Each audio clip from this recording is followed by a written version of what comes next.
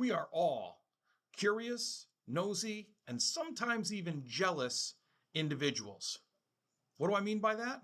I mean that often when we are looking at what we have versus what others have, or when we're trying to improve ourselves, we're putting the wrong targets in place. We're putting targets in place that make sense for other people and not for us because we're paying more attention to things we can't control than what we can control.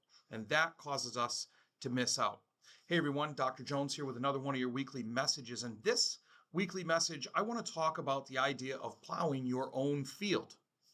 Now, what do I mean by that? Well, when you plow your own field, you're focused on what you're doing. You can't be worried about what's happening in the field next to you or what the person plowing the field next to you is doing. And if you turn around and look behind you, well, then your lines aren't straight and you don't plow the field properly. Oftentimes, whenever we're doing something, unfortunately, we don't look at what we have and what works for us and how to improve ourselves based on ourselves. We often look at what other people have, maybe get a little jealous. We get curious as to what they're doing, whatever trend is out there or whatever seems to be popular at the moment. And we say, we want that. We want to be that. And as a result, we try to follow trends and things that are favorites at the time. And we get bogged down in trying to do things because we're worried about how other people are doing them instead of doing them in a way that works for us. Think about athletics.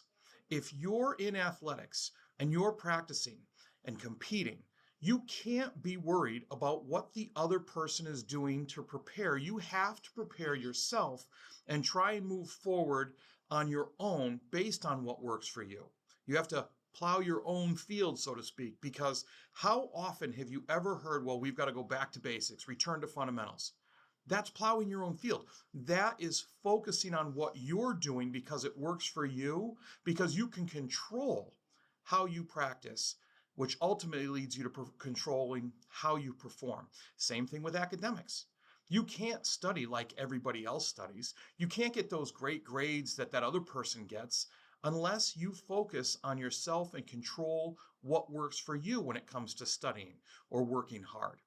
What about that job? Same thing, you get it. I don't have to go through it again. But here's the thing. When we're moving through life, trying to be successful, the person we're competing against in any aspect, because there's a lot of competition out there, has to be with ourself and how we set ourselves up for success by controlling what we can control. Because in the end, the only thing we can control is what we're doing, not what other people are doing. So don't fall into that trap.